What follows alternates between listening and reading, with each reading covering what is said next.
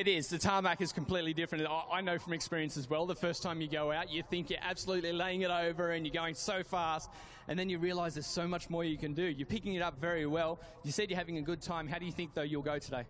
I want to do better today. Yesterday I got a 9th in the Oceania international race. I'd love to go a little bit faster and be able to get in the top 6-5 position. I reckon I can. We've changed a few things on the bike with the tyre pressures and a better tyre, so I'm looking forward to it.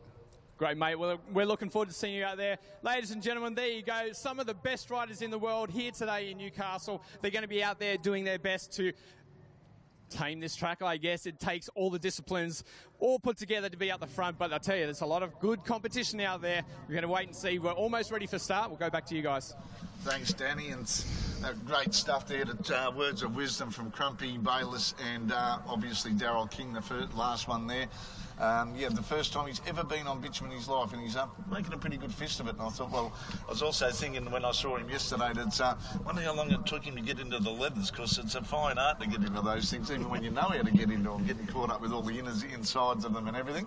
As we go through a final track order here for just a final preparation.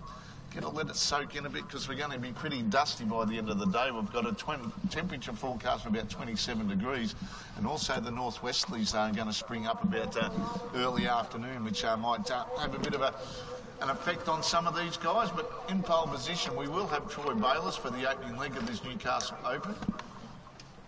And then we've got Simon Boyd beside him, Toby Tyson, Brad Trivet, Joel Tuckett, our winner from yesterday, on the outside of the front row. Then on the second row of the grid, we've got Mitch Boyd, John Bartlett, Ben Zacher, Darren Webb and Paul Ellis. Then we've got Joel Murrell, Jean-Gabriel Lane from DY in Sydney. He's not French or anything. Well, he might be French descent, but he's still here. Then we've got Alex Ippolito, Stephanie James leading away for the girls in position number 14. Dane Rowe, Mark Peterson, Philip Robertson, who had a monumental accident yesterday afternoon, Jesse Sutherland, Brian Little, Lara Coke, Liam Colby, Jake Foley, Adam Godden, Darren Saxon, Ray Cloak, father of Lara Cloak, and Jefferson Godden, Zach Mitchell, Mark Tudor, Samuel Beckworth, Damon Morris, Nathan McIntosh and Stephen Robertson. 32 bikes on the grid. That is a massive effort to get all these blokes out there, and I wonder why there's a bit of carnage on the opening lap when 32 blokes or 32 riders are trying to find a bit of real estate to put their front wheel to. Yeah, couldn't help but think while we were listening to those interviews, those reputations, what those guys done, once the race starts, that means nothing, because they're just another rider out there, and all these other riders they're going to come up against over the course of today, those reputations won't mean anything to them. They're just another rider they want to get out there and beat, and if they do, like Adam Miller, beat all the big guns, they go home and think about it, and that's a very, very special moment for them. But, great to see. I mean, how interesting was it with those three guys, all from different aspects of the sport, different disciplines of the sport that we're seeing combined here today in this one track. That's a good thing about Motard. It's a leveller for everybody concerned, and you can come from anywhere, from any discipline. We've had the motocross, we've had, as far as Daryl King, the road racing with Troy Bayliss, and the speedway from Jason Crump. We can also say the dirt track representative there with Troy Bayliss as well. Well, it took him 40-odd years to win his first Australian Championship, but he finally did it after winning the 3 Superbike World Championships. But the man to watch is on screen at the moment, second from the right as you watch it on this live streaming, bike number 4. He was the one that won it yesterday, Joel Tuckett. And Troy Bayliss tucked away there on the left-hand side of your screen. And he got away to a good start yesterday, didn't he? And had a pretty good run before he actually had a little bit of a whoopsie there when he was in the lead, had a crash, and Jones got the best of him.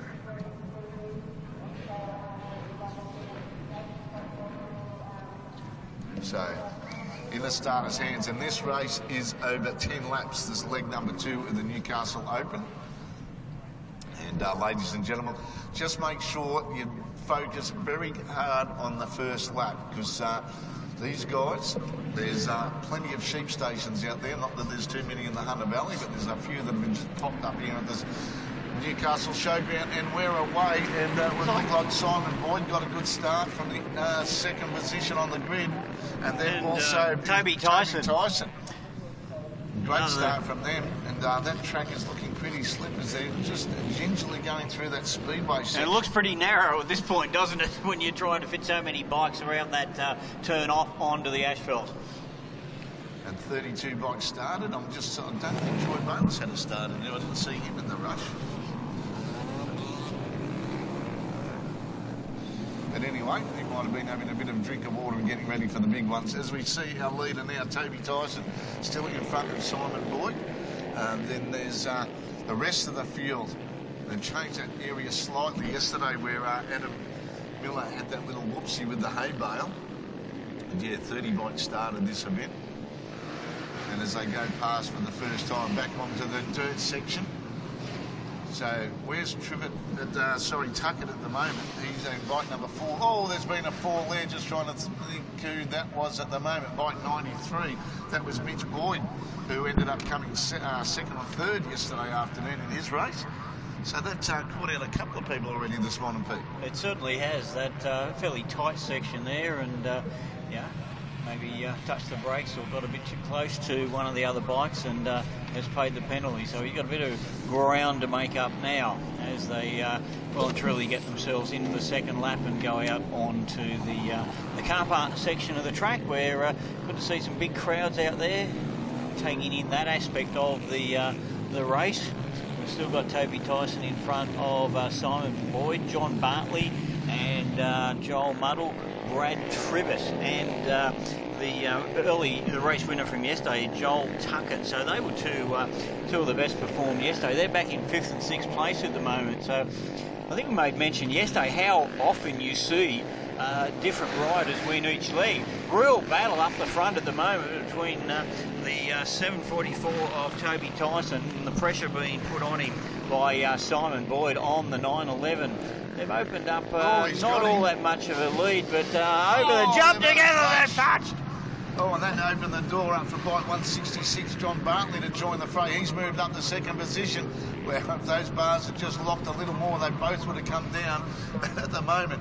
And it was lucky that was fairly wide going over the jump there, because they both had ground to go sideways and still come down safely. But I'd imagine Tyson's going to be a little bit fired up after that, particularly if he can pick off Bartley and get another crack at Boyd. Yeah, well, I think they'll be very determined to do that at the moment. That was very dramatic. We might have a replay of that coming up shortly, because it was a pretty dramatic turn of events. But there they go, and very close at 9:11. That Boyd didn't lose the front there, because he come down very hard on the front wheel. But I tell you what, Bartley saw that. He said, no big pardons. He saw a gap and he went for it and got himself up to second at that stage. So a 10-lap event. And as we go through the field, that was bike number 52. That was Paul Ellis. He qualified 10th yesterday.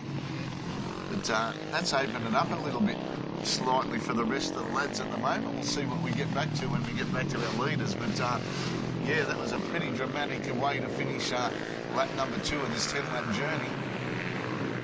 And that getting pretty dusty out there in that speedway section already. So we've still got Boyd on top at the moment from Bartley, and then Tyson and Muddle, but Tuckett back there in 5th place. So a little bit of work to do for him, but with a win yesterday, he's got the best score possible from that first round. And as I said, all important, every place in 3 rounds, they'll all count. And very rare that you do see one rider dominate and win all 3 rounds in a competition like this. We'll just have to have a look at the lap times to see if anyone is tracking down Toby Tyson. He's got also Simon Boyd there as well. And just because of that little bit of a clash, they've seemed to just stretch themselves a little bit. There is Tuckett there on bike number 4. Brad Triffett back in 8th place. So a couple of the big performers yesterday finding it a little bit harder today. So I don't know whether they've made some changes that haven't worked, or the others have made changes that have worked. But obviously a few of them doing their homework and reassessing things and showing out better today in this second race. And there's your winner from yesterday, Joel Tuckett, on screen at the moment, as he comes through and makes a late charge as we approach half-race distance at this event. So still at the moment. Boyd leading away from Bartley, Tyson in third, Tuckett, Joe Muddle, Darren Webb getting through to fifth, so that's not a bad effort from him. Darren Webb was down in ninth position on the qualifying sheets, so he's got through a few of the slower riders in front of him, and plus made a pretty dynamic start too from the third row and second row of the grid. Bartley keeping the race leader Simon Boyd well and truly within his sights. A gap of probably only about 10 or 15 metres there, so Boyd hasn't been able to get away. But Tyson not staying with them at the moment. He's dropped back. He's still in third place, but he has dropped back and doesn't look as though he's going to re-challenge for the two lead spots with Boyd and Bartley. Tyson third, Tuckett's up to fourth, but still probably about 3 seconds gap that he's got to make up if he's going to put some pressure on the current third place rider Toby Tyson. And that lead is, when you look at the lap times, they're about 2 seconds in a lap quicker than the guys in third positions, your top two place getters. So that's why that gap's opened up if they're putting a couple of seconds per lap down. Good battle there between Liam Colby on bike number 77 and just trying to pick the number up of that guy right behind him. Liam's had not the best of weekends and he's in a bit of determined mood. He's just in front of Adam Godden there. Yep. On bike number 39 and slowly pretty rapidly getting himself away from them. As we've less than 5 laps to go, the fastest man on track, John Bartley in second position, to 68.301. So that's why he's staying close to the race leader, Simon Boyd, if he's turning in laps like that. But, he's actually closing him down, though, as we look through our my laps. As they scroll through, 30-odd riders, it takes a while to get through. All this big jumps. Very wide there, John Bartley, very, very wide, coming over the finishing line there on that lap. I think there's a bit of a method to his madness there, because that opens up the turn for him coming through the left-hander. Yep. And gives him a bit more corner speed. So at 38.301, well, he's 1/100th of a second faster than our race leader, so I don't know if he's going to be making too much of an inroad into his lead at the moment. It would take a lot of laps at that rate, would it not? It would do. So it is up to either one of our top three to make a mistake. Who's that pulling off? Problem there for Paul Ellis on the 52 machine. And a bit of a stall. He's trying to kick the YZ back into life. But what we're seeing on screen at the moment, I think, is fairly typical. It can be right through the race, can't it? A good battle, whether it be for the top couple of positions or even further back in the pack. That good bunch of riders here. Looks like the slower riders are now becoming lap traffic. Yeah, well, Toby Tyson in bike number 744, our leader, coming through there at the moment, trying to sky his way through this very tight pack, and he's got to realise that these guys are still racing for themselves. On the screen we see Simon Boyd going through again, another lap marker. That was Adam Godden getting a quick exhibition of how fast you can actually get round this Newcastle International Supermoto track in some various points. And it's always can be enthusiasm, or then it's a bit of dejection going, there's no way I'm ever going to be able to get through there that quick. Well, I think the main thing is the riders ride within themselves, don't they? They don't try and overdo it, because that's when things can go wrong. And there's nothing probably worse than having someone go past you and think, I can try and keep up with him now. And well, if you're not capable of doing that, that's going to lead to a problem. The red mist is a dangerous item. Yeah, when that comes down and you think you've got him, and you know what thought did. All right, there's the action continuing. We're got just 3 laps to go now. So we've still got our man out in front, Toby Tyson, all New South Welshman in this Newcastle Open category. Yeah, Boyd, Bartley and Tyson. That hasn't changed the order there. Trying to see how far back Tuckett is. There's a big... What's that one on the replay? There's another one that's tagged the hay bale on the way out of coming back onto the bitumen section proper. And that's a good sign to see the rider picking himself up. Hasn't got time to dust himself down, but quite an awkward tumble there. He's going to hope no one saw that. A bit of embarrassment going over the bars, but now I've just got less than 2 laps to go. It's getting a bit fraught at the front as we see Toby Tyson going through there into the hairpin on the back section of the track. So it was the lead. Oh no, that was the leader that went down that tagged it. So Bartley's inherited the lead by 9:11. Toby Tyson back then to Simon Boyd he's dropped off a bit as well too. So there's been a bit of carnage at the front as we've been focusing on giving everybody a bit of coverage through this field. And now we see bike number 4. That's the race winner from yesterday, Joel Tuckett, right up on the back of Toby Tyson's bike. So they'll be battling for second and third now, I think, behind Bartley after the mishap that befell Simon Boyd. Yeah, well, so there it is. On bike pretty well. Well, he did. He's got up and stayed remarkably in second position. well. So, gee, they must have opened up quite a gap over the third place rider at the time. If Boyd's been able to pick himself up and hang on to second place. So that battle we just saw with Tyson and the rapidly closing Tuckett is for third and fourth place. But just on to the final lap now. The race has been running for 11 minutes, so gives you an idea of how strenuous it is out there. Yeah, we've got on our last lap now, I reckon. As we wait to see our leader come through. So John Bartley on 166 is our leader at the moment. He's out the back of the circuit, and he's got what has he got? He's got about a 5-second lead over Simon Boyd. And there's another one going down there. We've got the yellow flag out on the speedway turn. There's the last lap board out. We're about to see the checkered flag come out for our new winner. Tuckett won it yesterday. He's going to be down there in about 4th or 5th position. I think he got up to third, Mark. Actually, I think he has got past Tyson on that final lap. So just wait for the full rundown of placings to come up on the screen in front of us. And it is John Bartley on top. Simon Boyd, how good did he do after that tumble to get up and finish second? Joel Tuckett did get up to third place, ahead of Toby Tyson, and then back to Darren Webb in 5th place, to another rider who made up a lot of placings through the pack during the course of that race. How eventful was that? Race leader going down and remarkably picking himself up to finish in 2nd place. And I've seen that a couple of times over the course of the day, or the course of the weekend so far. The guys in the lead having a bit of a whoopsie. You saw it yesterday with Adam Miller. Troy Bayliss did it in one of his races yesterday. So, and even if you get the second, you could be like Cage McAllister and have the bike expire on you when you're in a pretty,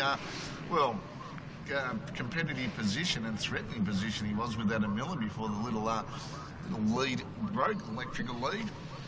But that brings a close to our opening leg of the day, the Newcastle Open. Won by bike number 166, John Bartley. Qualified in 8th position, he did. So he's a pretty good start for him to come out through and win that race and be there right on the, pick up the scraps when anybody else was having a bit of a, not the best days, as happened with Toby Tyson and Simon Boyd. Again, showing you how important just to do everything right yourself and let other things take their course. And if others around you don't do the right thing, you're going to come out as the top of the pile, as John Bartley has done there. But again, we looked on this City Open class as, certainly not the elite riders, and a lot of names probably a lot of people don't know, but they turned on another great race for us. Lots of battles within that one race. All right, we might just say a quick thank you to West Tankers on-site refuelling services too for their support of this race, as Danny Ham's just waiting down there for John Bartley to take his helmet off. So we'll go down to Danny to hear from the race winner. John, well done, mate. That was a great ride. You had to make a lot of passes out there. You had to work for it. Yeah, it was pretty tough. It's all about getting the start. I finished 4th yesterday, but yeah, didn't get off the front row, so making my way past through the back and getting to the front, and yeah, got it done, thank God. So real happy about that. So yeah. Well, that was another question I was going to ask. All these back markers, the lapped riders, they looked like they were pretty thick there at one stage. Yeah, it's a smart man's game. To make the pass, you want to keep a clear head and watch what people are doing. So if people go on the inside, you obviously want to try and run to the outside. If the outside, you want to run the inside. It's all about moving around on the track, and yeah, it's great for it. Awesome, mate. Congratulations. We'll see you out there again. And thanks there to Danny for words of wisdom from our winner. And interestingly, Mark, we've got round 3 coming up later on today. Joel Tuckett's had a win and a 3rd. John Bartley's had a win and a 4th. So it's going to be basically a final between those two guys. Although, what's to say, someone else is going to jump up and win the final round, because Simon Boyd's going to be very well placed too. So it's going to be a going to be a real good three-way battle, maybe even a four-way battle on points, with that third and final round coming up later today, as we see now the Newcastle City Pro field lining up. And this is where Adam Miller come to everyone's attention first up yesterday. Yeah, he was on pole position from Andy McLeish, Ben Outhard, Luke Richards and Michael Kirkness. Well, look at the talent in that bit of statement there between those 5 riders. Then we got Tom Taparis, Aaron Watson, Jared Wilson, Brett Rowe, Matty Boyd on the second row of the grid. But Adam Miller just, this is the closest they got to him yesterday afternoon. You can see him tucked there on bike number 46, right up against the speedway fence there next to Andy McLeish from Proserpine. There's bike number 96 on screen at the moment. One of our leading Aussie guys, that's Ashley Forsyth from on his CRF 450 at the back of the field. The boys Kirkness kicking his machine into gear. And Adam Miller, yeah, he walked away with this one yesterday in pretty, well, dominant circumstances.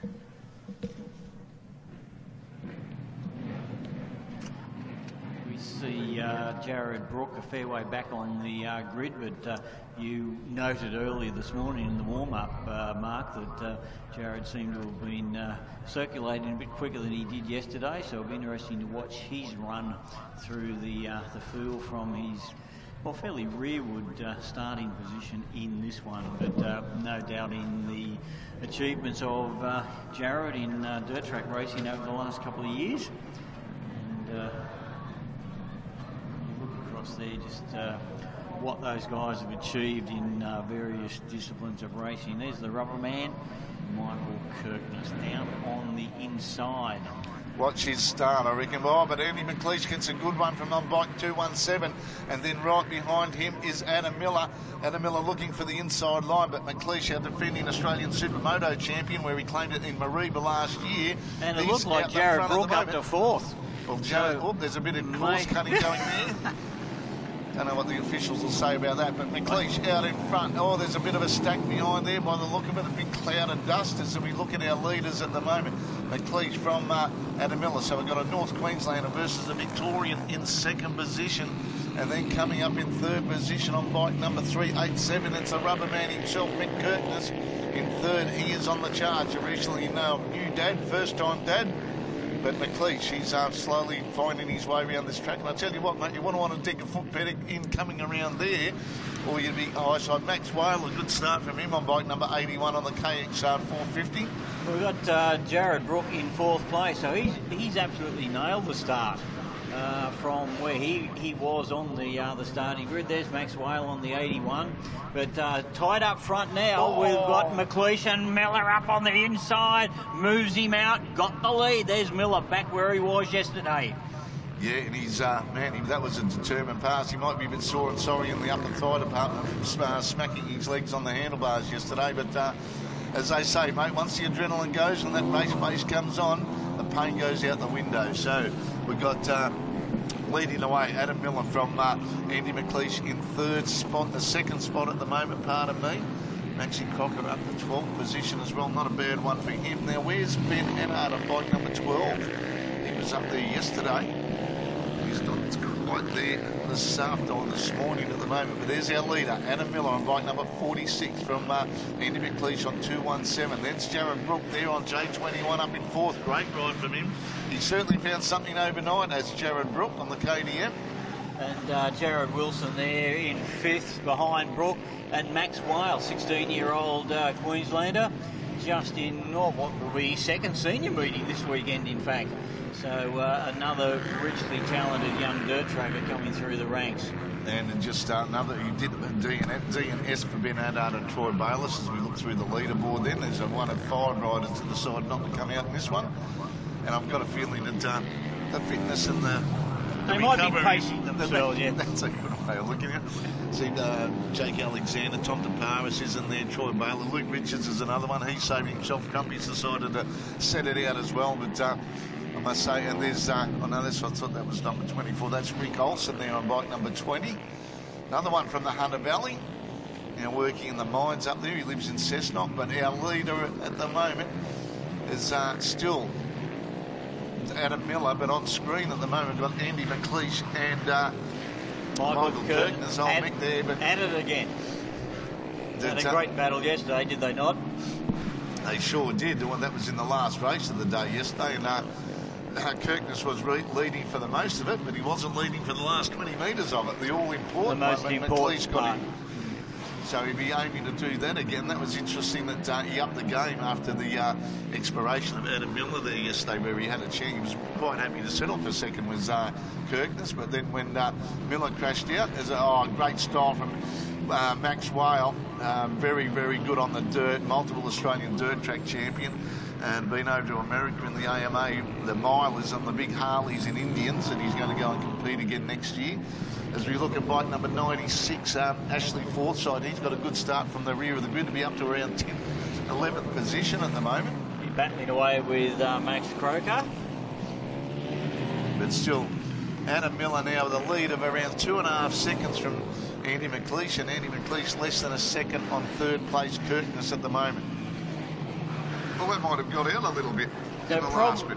Problems by the look of it for Jared Brook.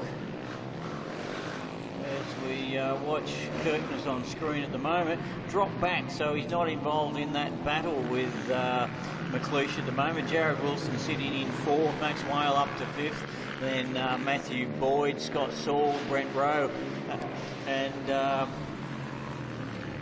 Jared Brook has not completed the third lap, so haven't picked up what he's done. We can see Rick Olsen parked there where we last saw him. He hasn't moved too far. But I thought McLeish was extending his second place lead over Michael Kirkness, and it's now out to a couple of seconds at the moment, and then we've just got daylight in first because Adam Miller now out with a 4-second lead, over 4 seconds from pardon me, Andy McLeish. You'd wonder whether those top three now riding a little bit within themselves, because they know they've got a little bit of a buffer over the rider behind them, so they can take it a little bit easy. They've got a lot of racing to do during the rest of the day. Well, this is exactly what Adam Miller needs after his faux pas yesterday, where he crashed out of that race and hurt himself. He said he had a pretty good warm-up, but he was still feeling a bit sore. Now he's got out in this, and he's had to fight to get into the lead. He's managed to get into the lead, and now he's extended the lead over Andy McLeish and Michael Kirkness. And I've known Adam Miller for a while, now that I'm living down in Victoria and Phillip Island. He's a regular competitor in the Victorian Supermoto Championships, but he's come up here very much under the radar. He's probably got a bit of, army camouflage from Puckapunyal on the way up here, so he could dip behind the radar. He said he came out to win the event. He's not here to make up the numbers, and I'll tell you what, Pete, he's making every poster winner at the moment. It's on screen, bike number 73, Brent Rowe. And 27, that was Matthew Boyd, who had a bit of a stall in by the look of it. Kicked it in the gear just before he got overtaken. But our leader at the moment, still the man of the moment, and the man that might be having a few phone calls to say, what are you doing for the rest of the year, mate? You want to come over here, there, and everywhere. Adam Miller from McLeish now. Then it is Kirkness still there. Jared Wilson in fourth, Maxwell fifth, Matty Boyd in sixth position. So now they've got less than 4 laps to go. And I guess those remaining laps too will bring the lead riders up into the tail ender. So where the leader and the second and third place rider, they've had a pretty free run because they've picked their lines. There's no one else around them, but they may run into some of the traffic, the lapping in the concluding stages. But smaller field's going to help this time, not like the 30 rider grid we had in the previous race. And hopefully no problems going to be encountered by the riders as they do come up to, if there is lap traffic. Now, Jared Brook, like you said, a retirement there from that race, unfortunately for him. He was just starting to get the hang of this. He certainly put in a fine first couple of laps there. But he's not still out there at the moment. And no change right down the order, actually. Jared Wilson been a solid fourth all the way, ahead of Max Whale. And if you're sitting in the stands under a bit of shade and enjoying the racing, get yourself out and come for a wander through the entertainment's precinct, the trade alley, and get down to the back of the track and have a look at these guys backing it in, going into turn 11 and 12, the third last corner on the bitumen. And just the front tyre chirping under protest as they slide the bikes into the corner. It was really dramatic stuff because they're getting up to around about 130, 140 kilometres an hour on the back straight and coming down to it's a very short straight, isn't it? It is. Yeah. And they're gearing it up to get the most out of this, and you can see them coming in there just slightly as bike number 34 is on screen. James Bevan there about to be met or encounter Adam Miller, who's moving up to the tail of James Bevan. The blue flag there, that's to indicate to the rider they're about to be lapped. There's a faster rider coming through, so hopefully those riders who see that blue flag waved, they do the right thing. With 2 laps left of this one as he crosses the line now in a very commanding position does Adam Miller.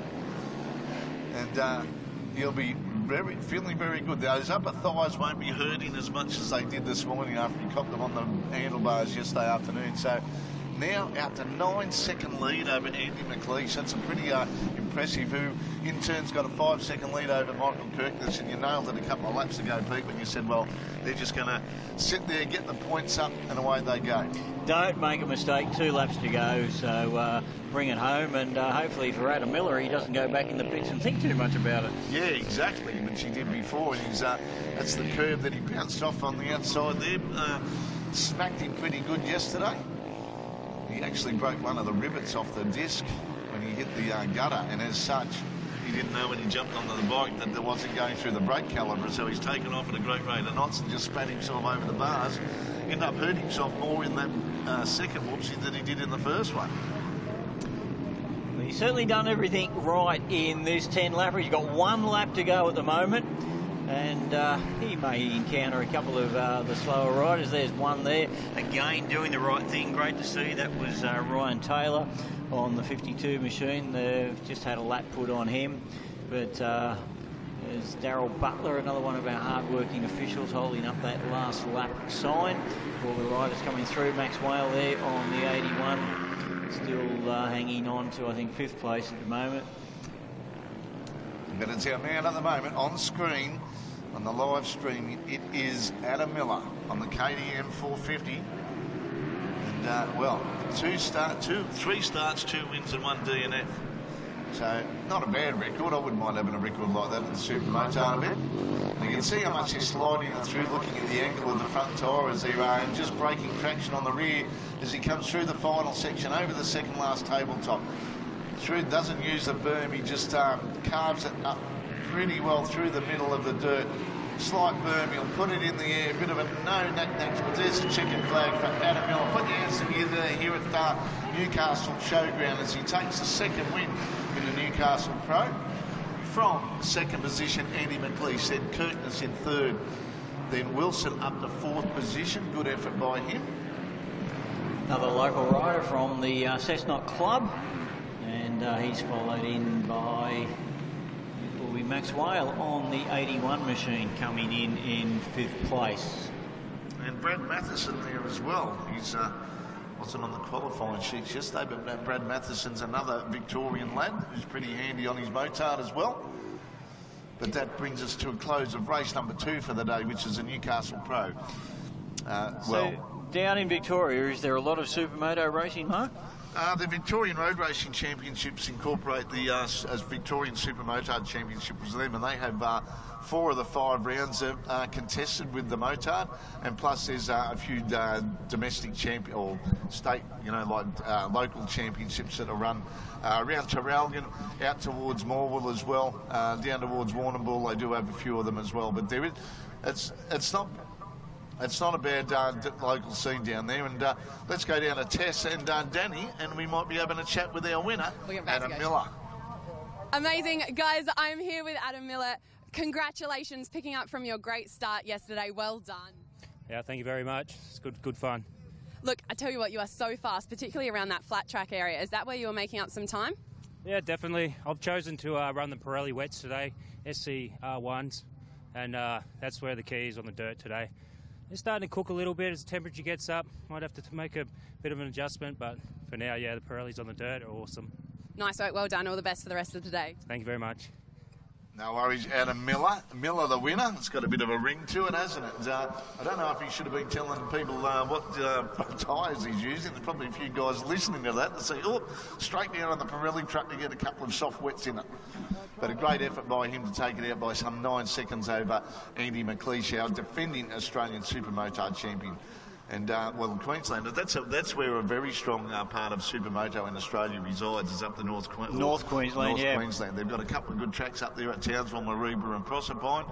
And there'll be a few boys heading up there. And it's just a pity that we've got the tyranny of distance in Australia that makes it so much harder and difficult for guys to get around and chase their dreams and put themselves against the best riders in each state. Because, as we know, it takes a good commitment to get anywhere. And I've seen it in the dirt track. These guys travel thousands of kilometres for not the most track time that you'd think value for money, but mate, it's the passion that keeps them there. And it's the same for every discipline, isn't it? I mean, in road racing, I mean, our dirt trackers don't go to Darwin, but the road racers do. So, you know, if they want to chase the Australian Championships on the road.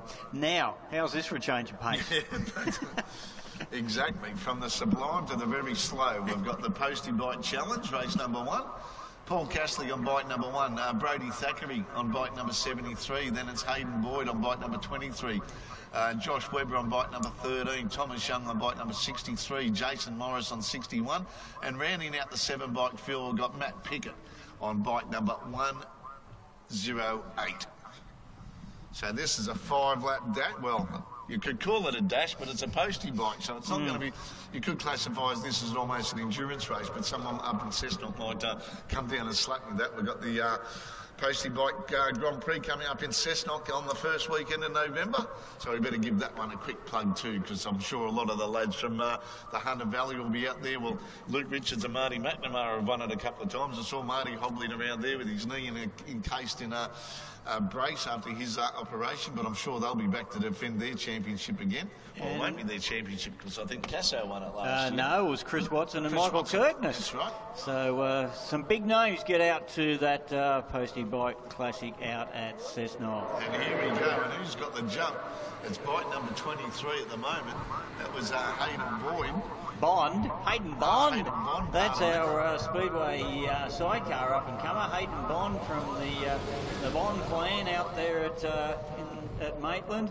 And Hayden had probably his biggest win in Speedway sidecar racing earlier this year at the Curry Speedway. He has raced some solos as well on Speedway. And you know, in the spare time, they've got the Postie bike and thought, okay, let's have a bit of fun with this. And we'll see what the attrition's like on these bikes as they have a bit of fun with them. They're supposed to be legal. I don't know how much work you can do on these Postie bikes, but they came out with 5.8 horsepower on them, and there might have been a little tweaking of it here. There might be some roof fuel thrown in there for good measure or something, the dirt bike fuel of choice. But our leader at the moment, Bond up there, is doing a pretty good job at the moment, isn't he? Yep. Looks okay. He's got a comfortable buffer for this stage of the race, I guess. But comfortable, never too comfortable when... and who's had a little whoopsie around there on bike number 8? Was that Thackeray? We haven't got a bike 8 on our list, so not sure who that is, but he didn't have time to dust himself down. Here comes Caslick. Paul Caslick. Twice as old, plus a bit on the rider he's just gone past, Hayden Bond, but it is Paul Caslick on the 21 machine who has overtaken the early race leader. He had a bit of a fall. He lost the front there, but picked it up. Did you see that there, Pete? He went right in there, very hot with Paul Caslick. And that was a dirt track experience. When in doubt, power out.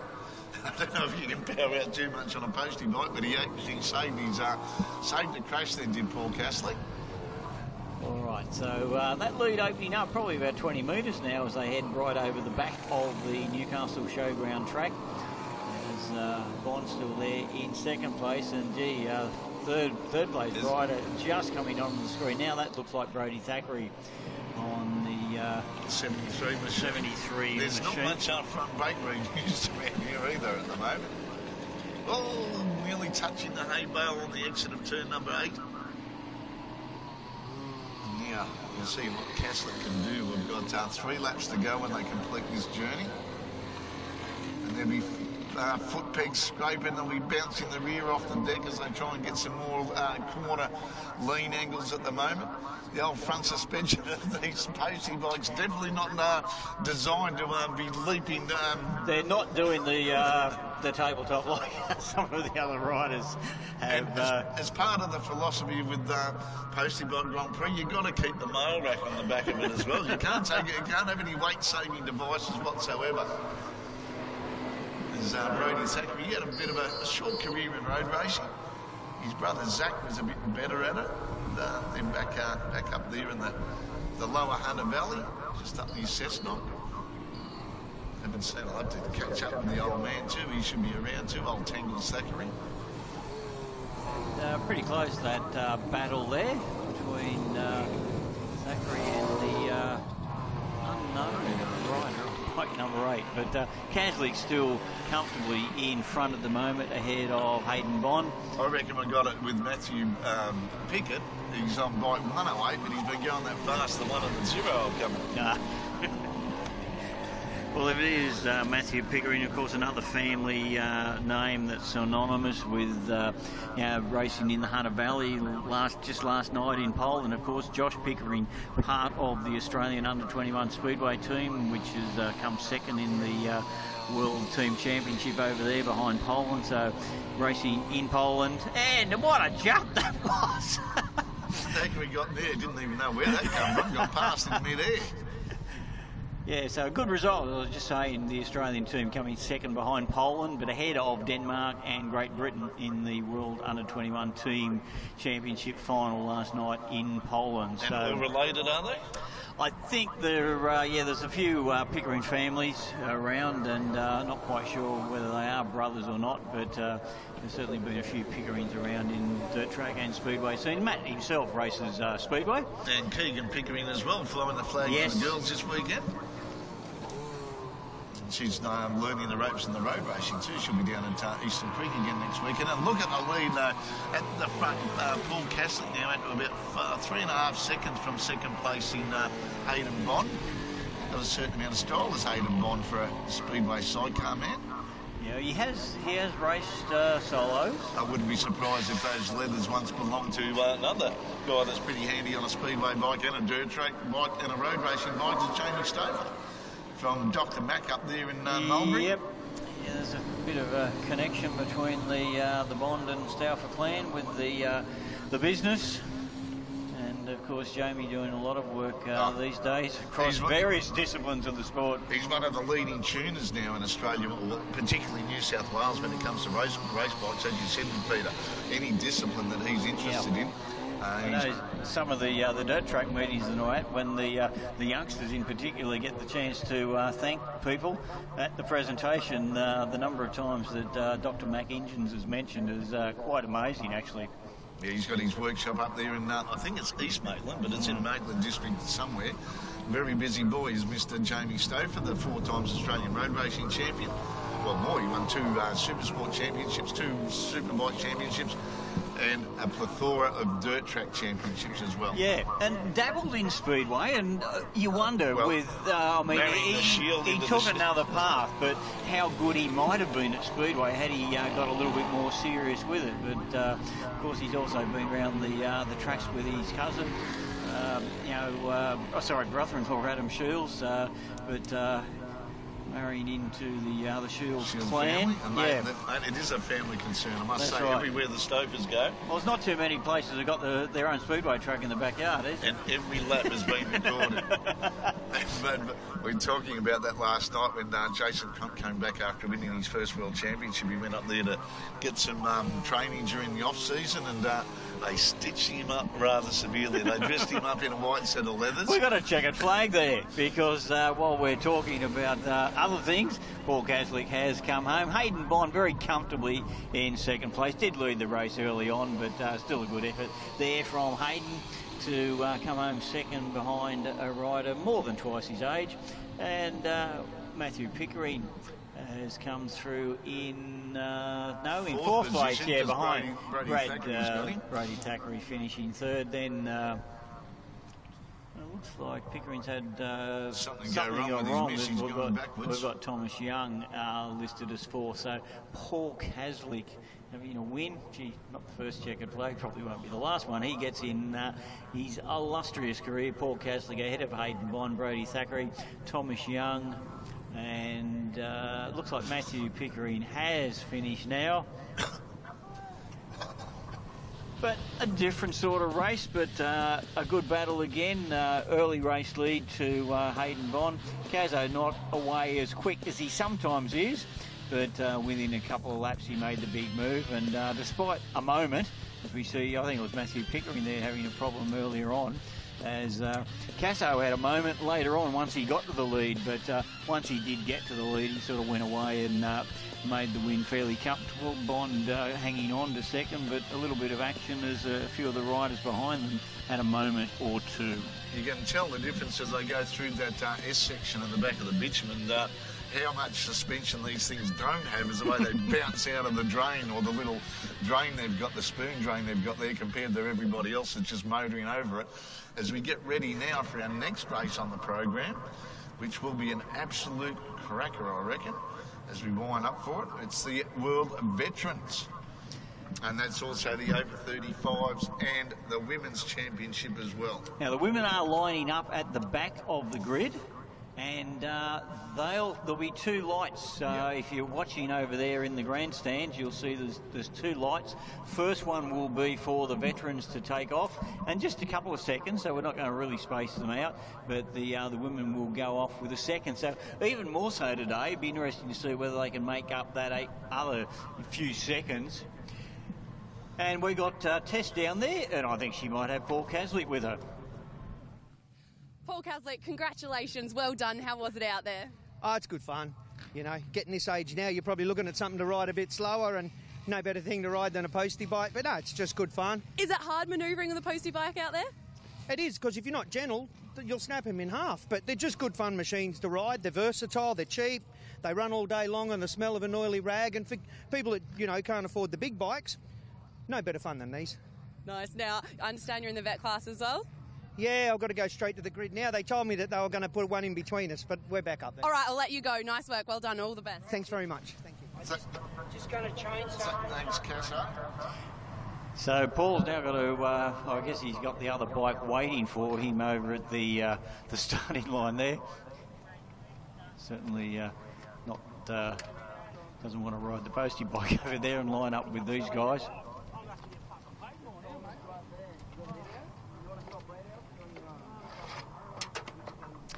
So we see the riders forming up there. As I said, the vets at the front, the smaller lineup for the women's class at the back, and this will be their 6th lapper. There's the number 3 machine being pushed into place now. I can see Paul Kaslik at the back there. Looks like he's walking around to. He's going to make them wait a few seconds. He's supposed to start from the first row of the grid, because we've got Troy Bayliss in pole position, Benny Addard, Rob Jones, Paul Kaslik and Brad Privet in a front row. Then we've got Jason Crump, who made a great start yesterday. I said, geez, you got out of the gates well. And he said, I wasn't looking at the flag, I was just looking at Casso, and when he went, I went. And there's a man I reckon could be a dark horse for this one, Rob Jones. He's always comes good, doesn't he, when it's Supermoto time around Newcastle, and one of the real nice guys in the sport too, Rob Jones. The organisers have taken pity on him. There's only 6 laps of this as Casso gets into the lead as well. There's a look at a big spray of dirt. So it's Rob Jones in 2nd position. Bayliss then in, Crumpy's up the 4th position from 6 on the grid. He's looked at Casso start again. Everybody's getting through those jumps all right. Casso onto the bitumen section for the first time in this 6-lap journey, and already the top 3 have scarpered away into the distance. Yeah, it only takes a little bit of bunching, doesn't it? And it can really inconvenience half a dozen riders or more. But those first 3, she said, made a smooth start, smooth transition. And it's Kaslik, Jones and Bayliss now getting away a little bit from Crumpy there. And I think Jason Morris was the next one through. And one missing conspicuous by his absence is Ben Addard. He finished, he did pretty well in it yesterday. He finished second in it yesterday from Bayliss. They had a great little battle, but I can't see him on the grid there. He was supposed to be starting from, about 4th or 5th on the grid. I wonder whether some of these riders have now decided to concentrate on just one of the classes rather than contesting everything that they were programmed for. Well, there's a lot there on our time-lapse live timing that we see didn't come out on the grid. There's quite a number of them that you might have hit it right on the head and drilled it through the 4x2 there, Pete. They realised how hard work it was doing one class, so they've settled down to concentrate on that. But as we focus on this one, Troy Bayliss on the screen at the moment. He's up to second ahead of Rob Jones, so he put a bit of a gap on Rob Jones fairly quickly there. So it's Caslick leading, but Bayliss is closing up, and back to Rob Jones in third place. Crumpy in there hanging off. He's got a bit of attack under his wing at the moment too. But we'll see what Casso and the they're good mates off the track. Darren Webb there, the rider right up Jason Crump's exhaust pipe. Crumpy taking a wider line over the jump there. One having problem coming up in the jump. You just see the helmet. And who was that? That was the... Bayliss is Bayliss shaking his head doing something there. Yeah. It was his that had the little whoopsie. Yeah, I think he might have stalled coming up to the jump there at the finishing line. And look at the lead now that... well, that's, I won't say put it beyond doubt, but geez, it's going to take a lot to run down Paul Caslick in the remaining 4 laps. And under attack there, Crumpy's having a bit of a look there too at the moment. But our leader, look at the distance and from the drone cameras at the moment. There's guys. Troy's still in second spot, is he? Or has he moved up there to bike number 61? That's Jason Morris, who's been very competitive all weekend. And there is Brad Trivet up the inside, having a big look at Jason Morris. That was a big move coming into that final hairpin. Oof.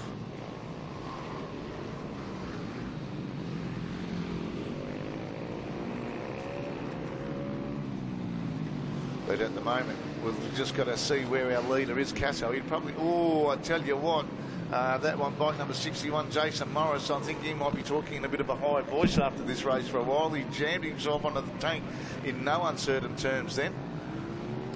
But and he's still got bike number 11 right in front of him, Brad Privet. He's given an attack. He's got...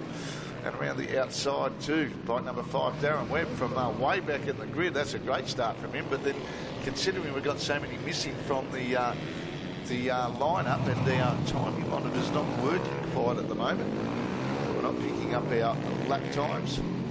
This was a 6-lap event, and I reckon we must be down to about the last 2.5 laps.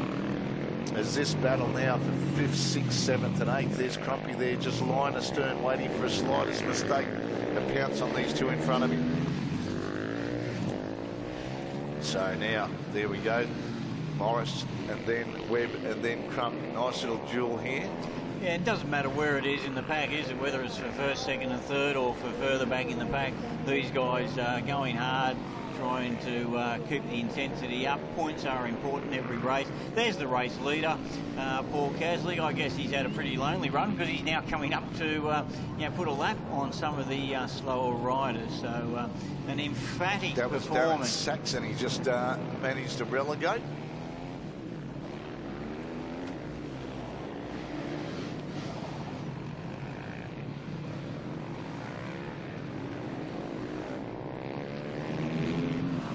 So great stuff then by Casso. Amazing what a Postie bike challenge win does for the confidence. There's Jonesy there. He's in second position at the moment. The rest of the field, there's a lot of back marks that are starting to get not in the way, but they're just making their presence felt like those. Our winner said from one of the previous races, you've got to really make a commitment to get past. It's Casso now coming through into the final sections of this motard layout here in Newcastle, and back on the showground, up over the tabletop. And there's Troy Bayliss, made up a lot of ground after having installed the bike. That's the last lap board. I've almost got that right there, Pete. Yeah, so Troy Bayliss, hammer and tongs, he's got it out. And I reckon he's going to make a move on the bitumen section. Why would I say that? With Troy Bayliss, 3-time Superbike world champion. But is he close enough? Because Casso got the Husky jumping out of that corner there under the bitumen section, but under brakes. Troy Bayliss slams it up. He was renowned for having a bit of gumption when it comes to late braking, and I reckon Casso, oh yes, he's got him as they come up the back straight. The flash bars going through the fast left-hander on this other short final straight. Bayliss is from that little whoopsie. He's managed to get back in the lead, backing it into the final turn 11 hairpin through turn 12, sliding the KTM out to the limit of its adhesion at the moment. Picasso in second position, but it's Troy Bayliss. Took him a while to win a dirt track championship, but he's on track to maybe take a bit of silverware home to the Gold Coast this afternoon with his efforts at the moment as he comes across the line to get the checkered flag from Big Daz. With second position, Paul Caslick, and third position, I reckon, should be Rob Jones coming through very shortly. There he is, right on cue. For this, the second leg of the World Veterans, the over 35s and the women's. Look, it's still bench racing as ever. Two good mates. Did you like that move on your did Casso, or what? Casso's going, wait till the next race. Yeah. I wonder whether Casso took it a bit easy when he was out in front there, because the gap between them seemed to close very, very dramatically. And, you know, I think most people would have been fair to think that when Troy had that mishap coming up to the jump there, that would have you know, knocked his winning chances on the head. But look at the difference in times though. 106 to a 109, I think it was, the difference between Bayliss and that was Caslick. When he was really going hard to catch up. It's paid off. So it was a very, very determined effort there from Troy, and I think Troy might be heading over. So well, he should be. If he'd been at the riders' briefing and listen, but then again, you've got to get riders to turn up and actually listen at the riders' briefing. But I'm sure our good hard-working officials, which no event can go ahead without our officials, would direct him to the right place, up to our podium, where our lads, our people down there in the pits will be ready to interview them. So, a bit of a highlights from the race just had. Caslick, what a hole shot, straight into it from Jones and Bayliss in third. Crumpy there in fourth position from bike number 61. That was Jason Morris. And they had a great little battle. And he did stall it there on just almost out of sight. Lucky he's got the electric leg that he can press the button with. So, he could drop back to about fifth position, looking at that behind him. And then he made his way. That's Morris. Oh, that was a good battle. They're having a great battle there for the Miners. As we get over there, and another clash of bars from a couple of the slower riders. That was bike number 5, Darren Webb, getting up there trying to get a decent, so he did get a decent start. He got up to finish in the top 5.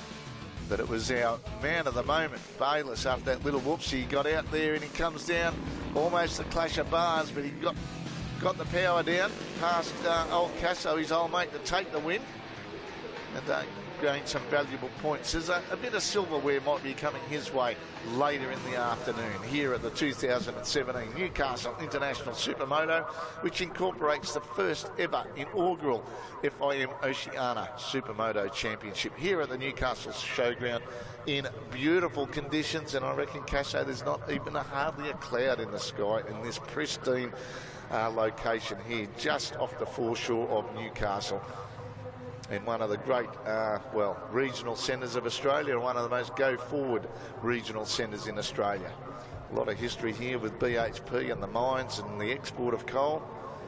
And now, well, I suppose Hunter Valley's more of a focus for the finer things in life, the fine dining and the Hunter Valley wines. So we'll go down a test for words of wisdom from our race winner. Guys, Troy Bayliss, congratulations. What a stellar race.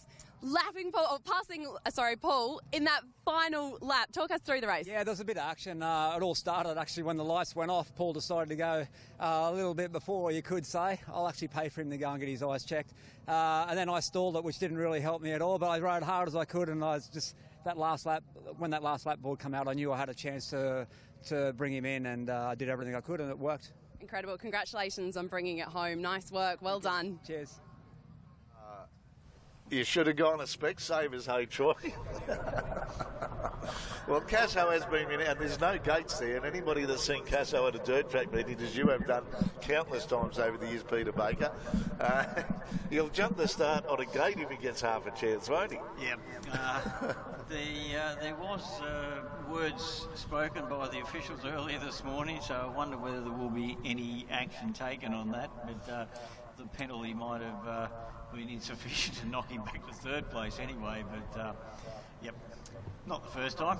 No, as we get ready for our premier category to come up now, the FIM Oceania Supermoto race number 2 over 15 laps.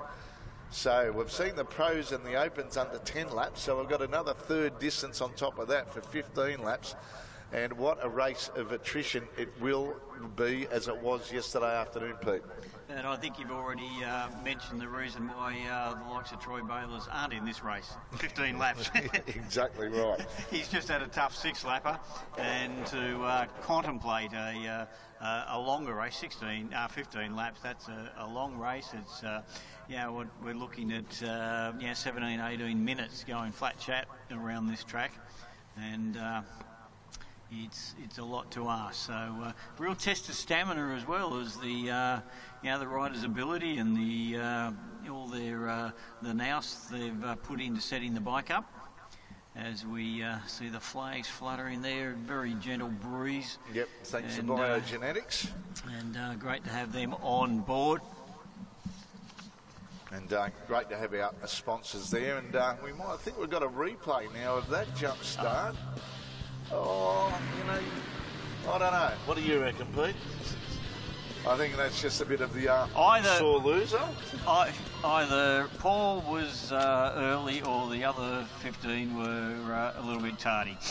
Well, okay, the other 15 were a little bit tardy.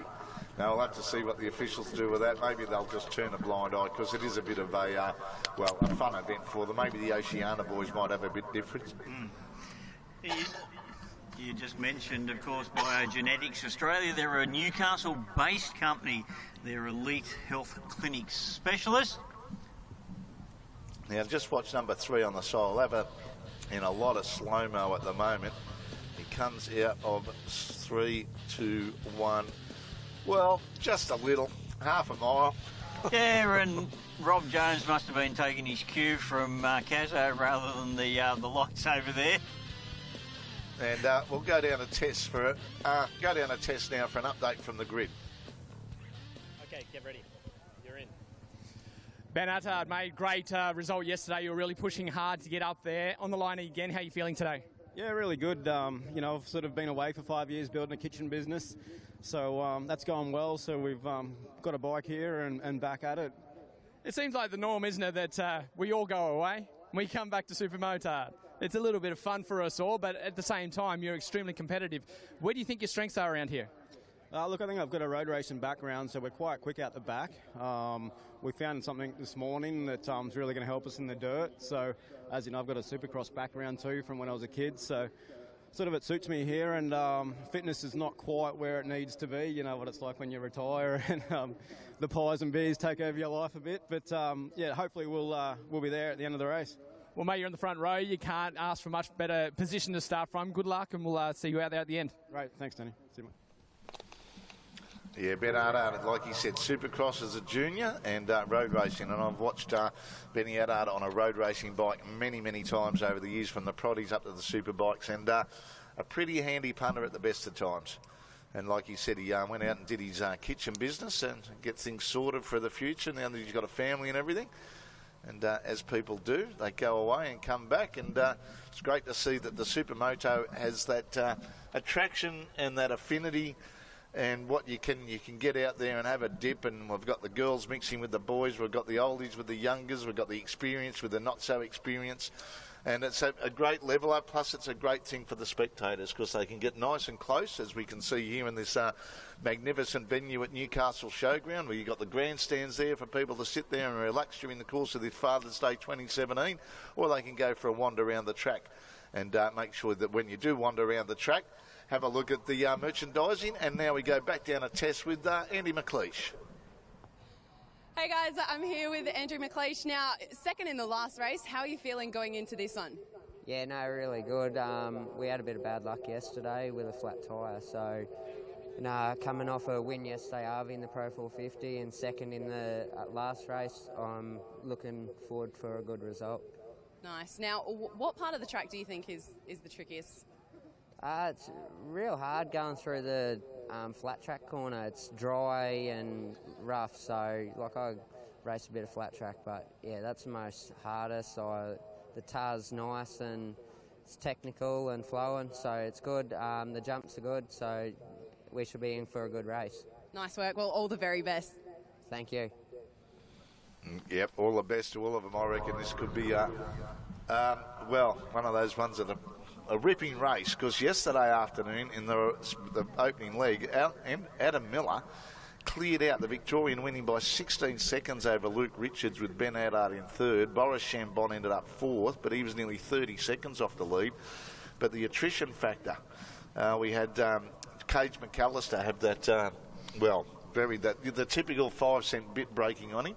Andrew McLeish, as he said, had the flat tyre, and also young 17-year-old Tom Taparis didn't make a start yesterday. But we should have 21 bikes on the grid with Cage McAllister in pole position. You can just see him snuck off there on the left-hand side of your screen. Next to him, Adam Miller on bike number 46. Then we've got Ben Adard on bike number 12. Luke Richards on bike number 14. And rounding out the front row, we've got Boris Chambon. And I think Danny's down there with another words of wisdom from one of our riders. Well, guys, actually, I'm going to do a little bit different here. As you can see, we've got 3 grids of riders out there. I wanted to quick talk about the surface that they're on. Now, this stuff down here is so loose and slippery.